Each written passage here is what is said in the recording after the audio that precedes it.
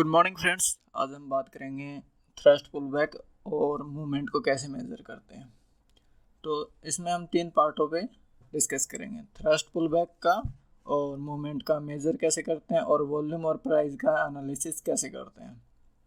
तो चलिए स्टार्ट करते हैं। तो थ्रस्ट कैसे मेज़र करेंगे। थ्रस्ट क्या होता है कि एक स्विंग हाई के बाद में अगले स्विंग हाई के बीच की जो डिस्टेंस होती है उसे थ्रस्ट बोलते हैं अप ट्रेंड में। ऐसे ही डाउन ट्रेंड में स्विंग लो के बाद में जो अगला स्विंग लो होता है उसके बीच की जो डिस्टेंस होती है उसको हम थ्रस्ट बोलते हैं, और उसी से हम मेज़र करेंगे कि उसमें कितना पोटेंशियल है और वो कितना स्ट्रॉन्ग है या वीकनेस है उसमें।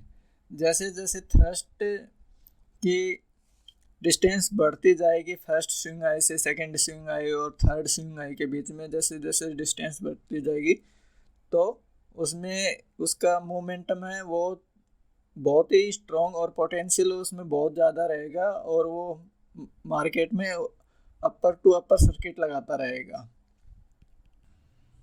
फिर आप उसमें जैसे ही उसकी स्ट्रेंथ या डिस्टेंस फर्स्ट स्विंग आई से सेकंड स्विंग आई के बीच में धीरे धीरे कम होती जाएगी, इसका मतलब है ट्रेंड है वो वीक हो रहा है और या तो ट्रेंड साइडवेज में जाने वाला है या फिर वो बेरिश मूवमेंट में जाने वाला है।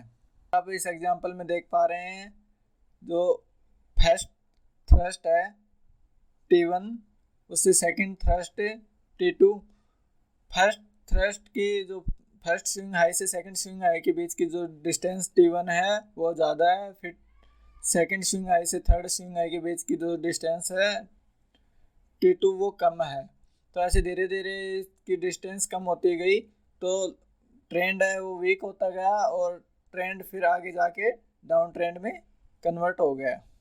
उसी प्रकार हम दूसरे एग्जांपल में देख पा रहे हैं कि जो फर्स्ट थ्रस्ट की वैल्यू है डिस्टेंस है वो ज़्यादा है, सेकंड थ्रस्ट की डिस्टेंस है वो कम है।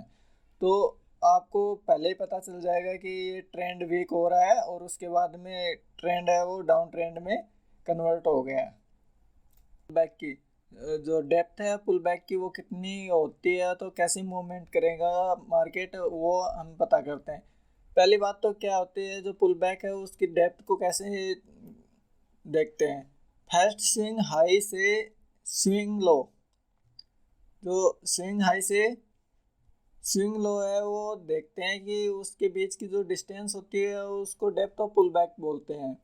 तो ये जैसे जैसे इंक्रीज होती जाएगी तो मार्केट है वो वीक होता जाएगा, उसका ट्रेंड है वो वीक होता जाएगा। और जैसे जैसे पुल बैक की डिस्टेंस है ये अगर कम होती जाती है तो इसका मतलब है मार्केट का जो ट्रेंड है वो पॉजिटिव होता जा रहा है।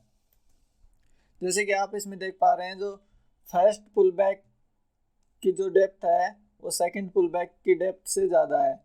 तो ऐसे धीरे धीरे मार्केट है वो आप ट्रेंड की तरफ जाता हुआ आगे की ओर बढ़ रहा है। और इस डायग्राम में आप देख पा रहे हो कि थर्ड पुल बैक के बाद में फोर्थ पुल बैक में क्या हुआ कि जो डेप्थ है वो बहुत ज़्यादा हो गई है, तो मार्केट या तो साइडवेज जाएगा आगे आगे की तरफ साइडवेज रहेगा या फिर डाउन ट्रेंड में आ जाएगा। एग्जाम्पल लेके देखते हैं। देखो इसमें क्या है कि जो पहली डेप्थ है पुल बैक की वो सेकंड डेप्थ से कम है, यानी कि डेप्थ है वो बढ़ रही है पुल बैक की, तो मार्केट है वो वीक होने वाला है। तो आगे जाके मार्केट ने ट्रेंड को चेंज किया इधर और डाउन ट्रेंड में कन्वर्ट हो गया। ये रूल है वो सेम अप्लाई होता है डाउन ट्रेंड के लिए भी। अब हम बात करते हैं कि मूवमेंट को कैसे मेज़र करेंगे या रिलेटिव स्ट्रेंथ का मूव है वो कैसे पता करेंगे। तो इसके लिए हम क्या करेंगे, जो प्रीवियस इम्पल्स है उसके जो स्विंग है उसको अगले वाले स्विंग से कंपेयर करेंगे कि उसमें जो एंगल है या उसके जो डायरेक्शन है वो सेम है, तो वो पहले वाले इम्पल्स की तरह ही बिहेव करेगी, उसी के समान अप ट्रेंड या डाउन ट्रेंड दोनों में उसी के समान बिहेव करेगी। उसी प्रकार अगर मान लो प्रीवियस इम्पल्स से नेक्स्ट इम्पल्स है उसके बीच में जो एंगल है वो डिक्रीज हुआ है, कम हुआ है, तो इसका मतलब है कि वो स्ट्रॉन्ग मूवमेंट में जाने वाली है, चाहे वो अप ट्रेंड हो चाहे वो डाउन ट्रेंड हो।